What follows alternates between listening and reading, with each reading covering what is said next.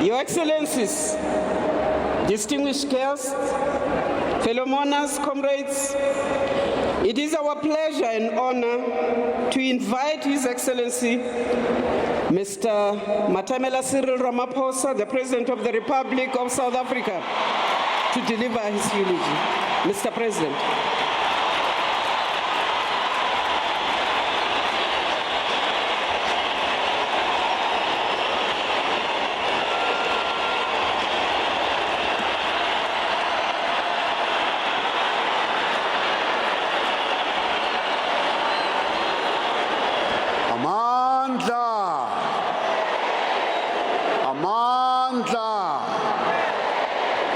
Long live the spirit of Winnie Mandela, long live. Long live the spirit of Nelson Mandela, long live. Amandla. Thank you, program directors, members of the Mandela and Matikizela families, Mama Grasa Marcel, Ukumkani Wabatembu, Your Majesties, Kings and Queens of our people, His Excellency President Denis Sassou Nguesso, His Excellency President Hage Geingob, former State Presidents Mbeki, Motlanthe and Zuma, former Deputy President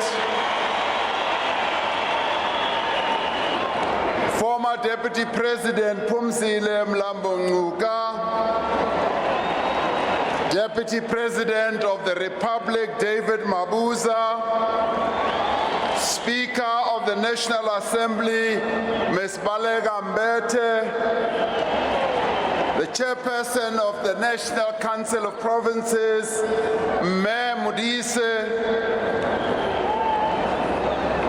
Vice Presidents and Prime Ministers, visiting former Presidents and Prime Ministers, Ministers and Deputy Ministers, heads of delegations from sister countries and multilateral organizations, leaders of the Alliance, the SACP, COSATU, and SANCO, leaders of the South African political parties, leaders of the African National Congress at national, provincial, regional, and branch level who are here, leaders of faith-based organizations, friends and comrades, fellow South Africans.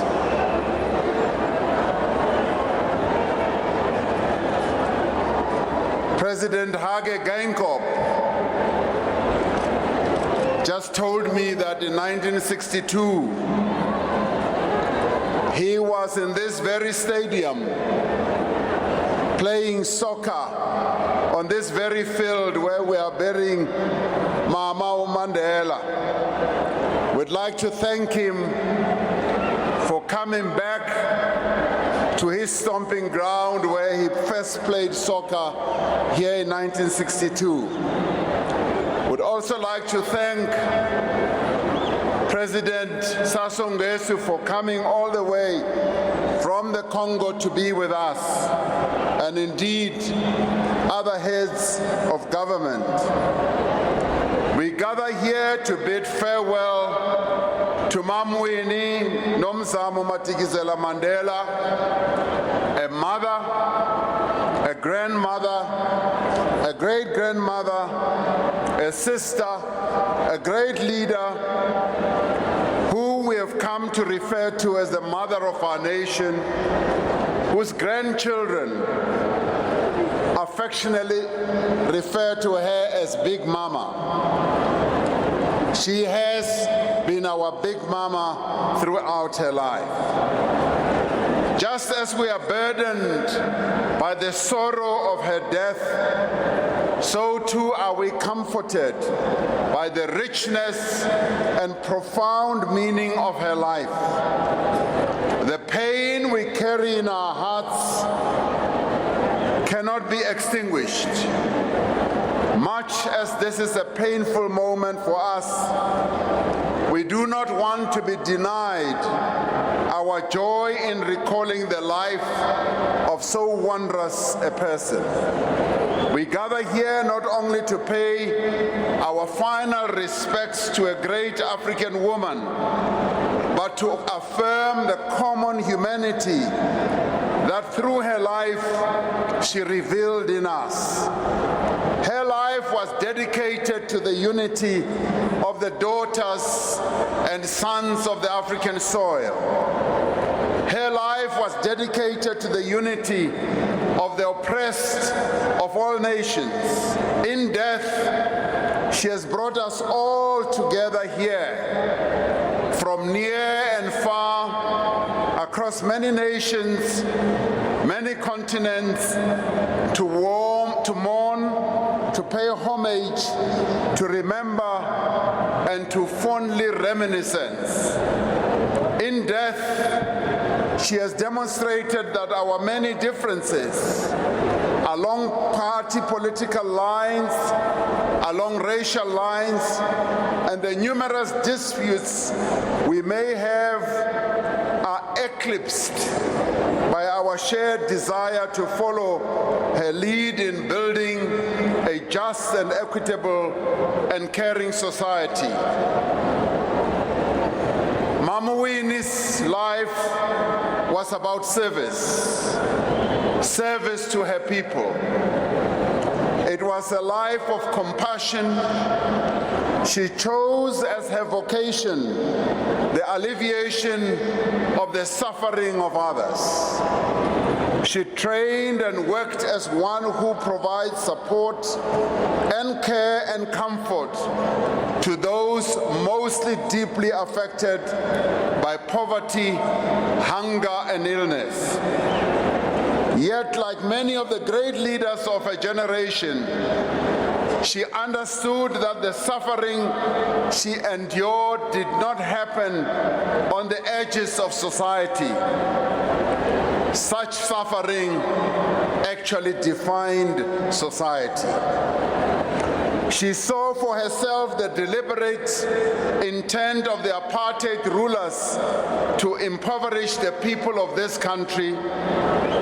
Her conscience, her convictions left her with no choice but to get involved and to resist.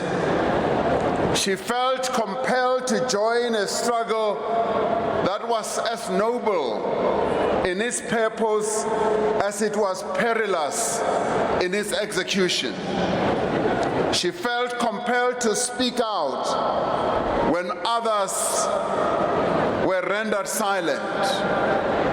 She felt compelled to organize, to mobilize, to lead when those who led our people had been sent across the bay to the island, whilst others were forced to flee beyond our borders or were martyred by a state that knew no mercy. She felt compelled to pick up the spear where it had fallen. It was a spear that, throughout the darkest moments of our struggle, she wielded with great courage, unequivocal commitment, and incredible skill. Her formidable will was matched by a keen political sense and a presence that inspired both awe and admiration. As a potent symbol of resistance, as the steadfast bearer of the name Mandela, she was seen by the enemy as a threat to the racist state. She was an African woman who, in her attitude, her words and her actions, defied the very premise of apartheid ideology and male superiority. Proud, defiant, articulate, she exposed the lie of apartheid. She laid bare the edifice of patriarchy. She challenged the attitudes, norms, practices, social institutions that perpetuated, in ways both brutal and subtle, the inferior status of women. Loudly and without apology, she spoke truth to power. It was those in power who, insecure and fearful, visited upon her the most vindictive, brutal, and callous retribution. Yet through everything, Mama Winnie endured. They could not break her. They could not silence her. After Nelson Mandela was jailed, she said, "They think they have put my husband on an island, that he will be forgotten. They are wrong. The harder they try to silence him, the louder I will become." And she became even more bolder and louder, and her voice was heard. They thought they could banish her to Brantford.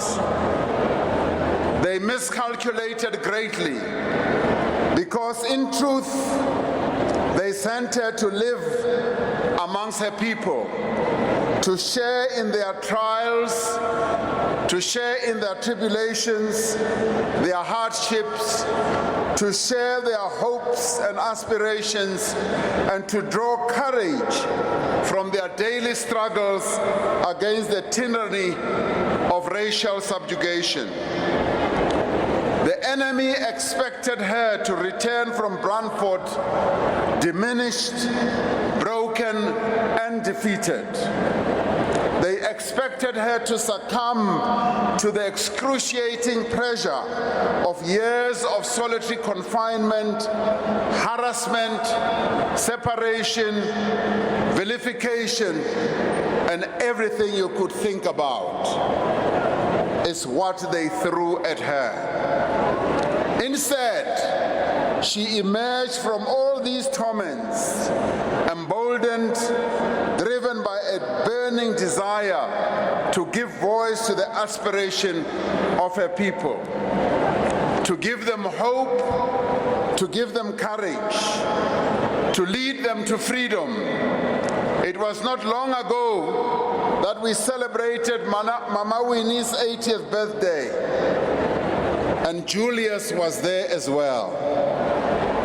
On that occasion, we recited the poem by Maya Angelou, "And Still I Rise." It is only fitting that we should do so again today as we bid farewell to this great woman. For Maya Angelou could easily have written this poem to describe Umama uNomzamo Winnie Mandela. Maya Angelou writes, "You may write me down in history with your bitter, twisted lies.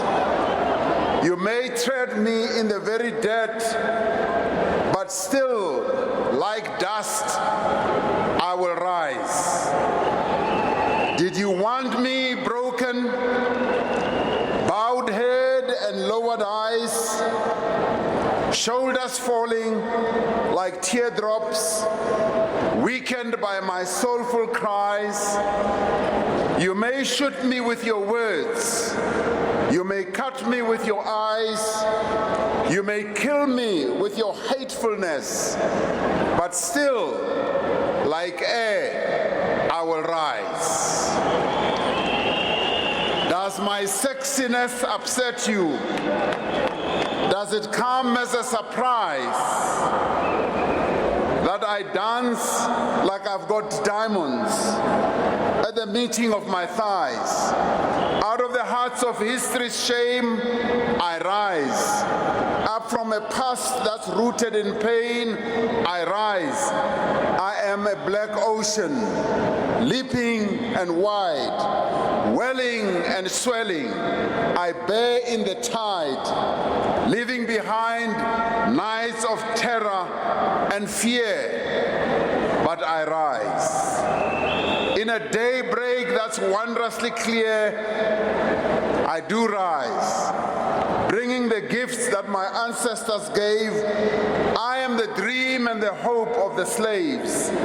I rise, I rise, I rise. And this she would have said, because I am Winnie Nomzamo Madikizela Mandela. Like so many of our people, she has lived with fear, with pain, loss, and disappointment. And yet each day, she rose with the nobleness of the human spirit. They sought to denigrate her with bitter and twisted lies, but still she rose. They wanted to see her broken, with bowed head and lowered eyes, and weakened by soulful cries, but still she rose.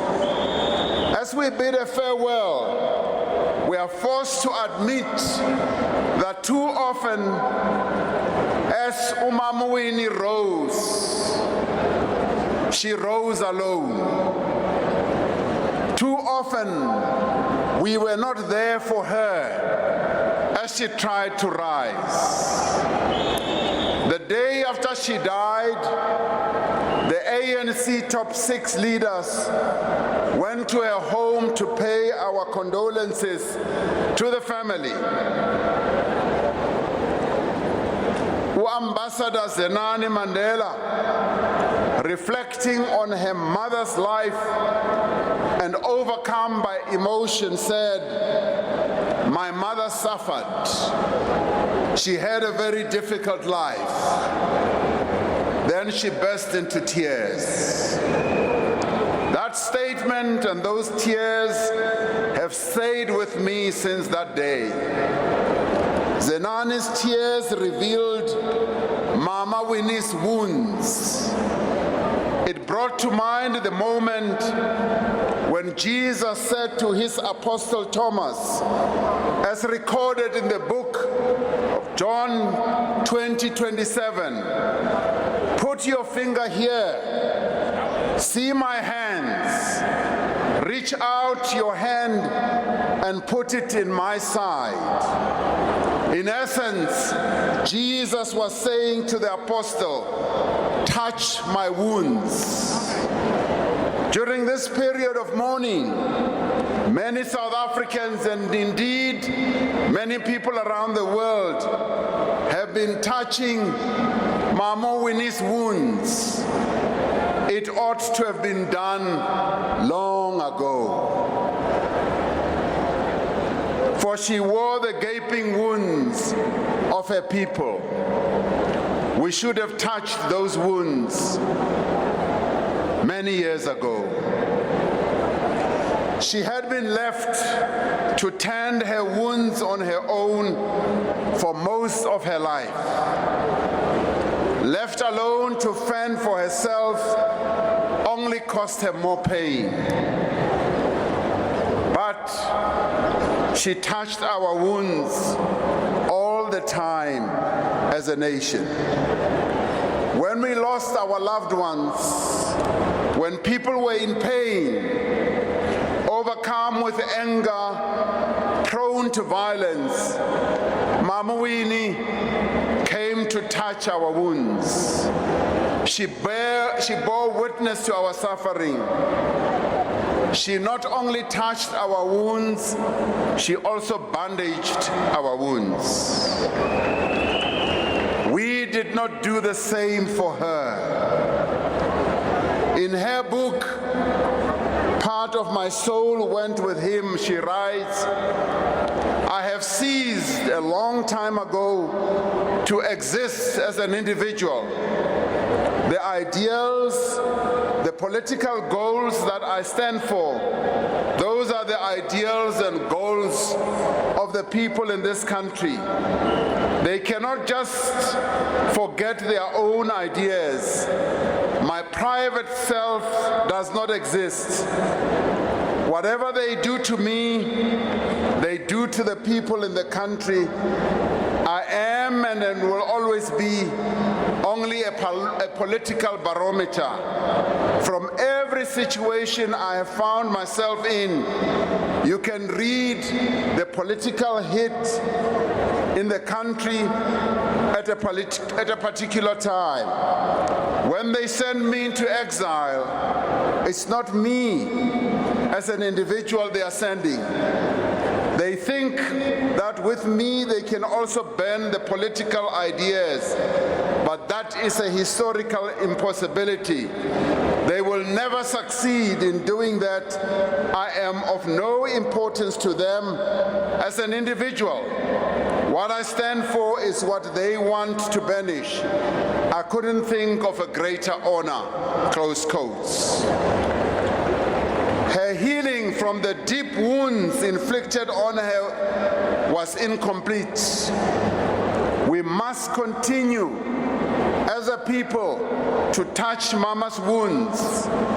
We must acknowledge her immense pain and torment and pass on the stories of her suffering to future generations so that it may always be known that Mama Winnie was a giant, that she was a pathfinder, a soldier, a healer, a champion of our people's struggle, and forever the mother of the nation, and yes, indeed, Big Mama of the nation.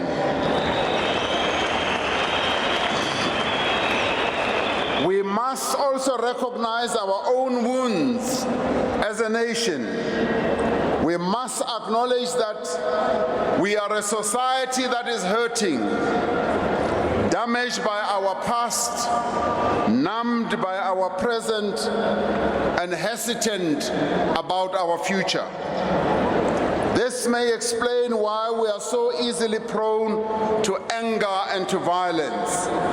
Many people saw Mama Winnie as their mother because her own wounds made her real and easy to relate to. It is only when you experience real pain yourself that you can recognize it in others and offer comfort and offer healing. We have seen and touched the wounds. It is now time to heal the wounds that we have seen, the wounds that were inflicted on all of us, on Mama Winnie in the past. And Julius Malema, I will say to you, the wounds that you were talking about, yes, are real wounds, but today is a moment to heal those wounds. Today is a time for healing as we put Mama Winnie to rest. This is what Mama Winnie did for decades, particularly when she stood alone as a bulwark against the apartheid regime, when she wiped away people's tears, carried their coffins, inspired young people to carry on with the struggle. Mama Winnie was a witness to the truths and horrors of our nation, not only because of her own hardships, but because of her courage. Like the women who went to Jesus' tomb after the men ran away, she was perpetually in the trenches, never afraid that it would be too much for her to bear. Yes, as men ran away, she was there, like the women who were there after Jesus was put in the tomb. When it was safe to do so, the men took over again and the women were relegated to a supporting role. And this is what we must stop. Mama Winnie provided leadership at the most difficult periods and sought no reward. Like women throughout our society do every day, she toiled and never claimed glory. Mama Winnie is universal and timeless. She is eternal and everlasting. As we continue to touch her wounds, we must be brave enough to share her life and legacies across our society and the people she loved. Shortly before her death, we had a conversation about her concerns, her worries, and her wishes. She spoke of a deep desire for unity and renewal, not only of the movement that she so loved, but also of the nation. She wanted a South African nation that will heal the divisions of the past and eradicate the inequality and injustice of the present. She wanted us to honor the commitment that is set out in the Freedom Charter, that the people shall share in the country's wealth, and that, yes, the land of our country should be shared amongst those who work it, and yes, that it should be returned and expropriated for the benefit of our people as a whole. She spoke of many thoughts she had about how the revolutionary ideals and morality of a movement should be restored and not be undermined by corruption and self-enrichment. She wanted us to ensure that we do everything to stop the scourge of the abuse of women and children in our society. Just as Mama Winnie has united us in sorrow, let us honor her memory by uniting in common purpose. Let us do what she did best, to bandage the wounds of the broken. Let us honor her memory by pledging here that we will dedicate all our resources and all our efforts and our energy to the empowerment of the poor and vulnerable. Let us honor her memory by pledging here that we will not betray the trust of a people. We will not squander or steal their resources, and that we will serve them diligently and selflessly. The mother of the nation is gone. The mother of the nation is still with us all the same. She lives on in the young girl who today still walks in the dusty streets of Mbongwe, resolute that her life will not be defined by the poverty into which she was born, nor constrained by the attitudes to women that seek to demean her existence. She lives on in the domestic worker who is determined that the suffering and sacrifice of many years of servitude will not be visited on her children. Mama Winnie, she lives on in the prisoner who regrets his choices as much as he bemoans his circumstances, who dearly seeks another chance to make a better life for his family. She lives on in the engineer who has defied discrimination and prejudice to build a career for herself in a field so long reserved for the privileged few. Yes, she lives on in the social worker who tends to those in society who are neglected and abused, asking nothing for himself but the opportunity to serve. She lives on in the Palestinian teenager who refuses to stand by as he is stripped of his home, his heritage, and his prospects for a peaceful and content, dignified life. She lives on in the African-American woman who, though she lives in a country of great prosperity and progress, is still weighed down by the accumulated prejudice of generations. She continues to live in the conscience of the apartheid security policeman who has yet to atone for his murderous ways and what he did to her, but whose humanity she sought to salvage and whose dignity she fought to restore.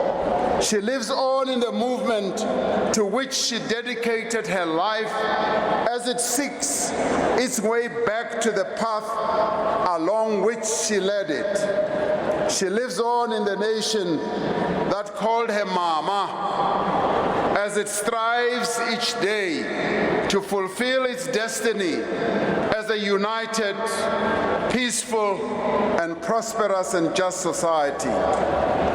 Mama Winnie Mandela has died, but she's not gone. She lives on in all of us. She inspires our actions, and she will continue to do so. She guides the struggles that we still have to wage. She remains our conscience. Let me conclude on two personal notes and an organizational note. The first is about her beauty. Many people have not commented so much about the beautiful woman that Mama Winnie was.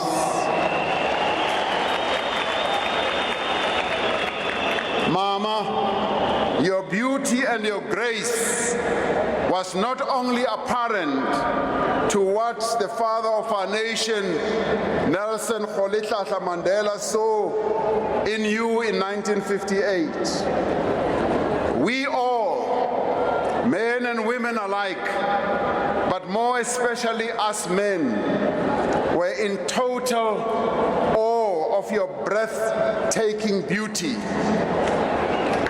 And we applaud you for being eternally beautiful. Apart from your beauty, you just simply had the most beautiful soul that our nation has ever seen. And we thank you for your beauty.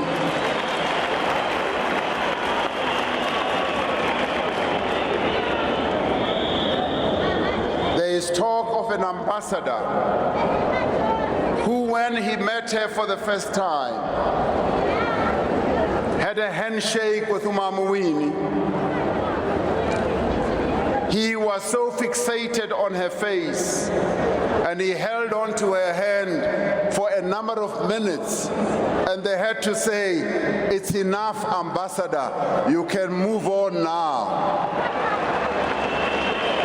At your 80th birthday, you said you would take me and Julius Malema to Marikana to meet the widows of the departed miners. We could not go because you were not well. You are gone now. I am left to go alone. But I will be guided by your spirit. As you said, and I know that Julius Malema will go with me so that we can go and heal the wounds of the Marikana widows. On an organizational note, I am sorry, Mama, that your organization delayed in according you its honor. I am sorry that we delayed this much to this point and time and moment. As President of the African National Congress, I will be proposing to the National Executive Committee that the ANC should award you the highest honor of our movement and bestow on you isithwalandwe siaparangwe, because indeed you are one of of those leaders who richly deserve to be awarded Siaparankwe Isitwalandwe. We are now collectively setting you off on your last mile to rest, for you have run your race, Mama. Your forebears await you. Umadiba is waiting to receive you. Umamo Albertina Sisulu, Umamo Lillian Goyi, Helen Joseph, Charlotte Makleke, Rahima Musa, and Dalcy September, and many others are waiting to welcome you.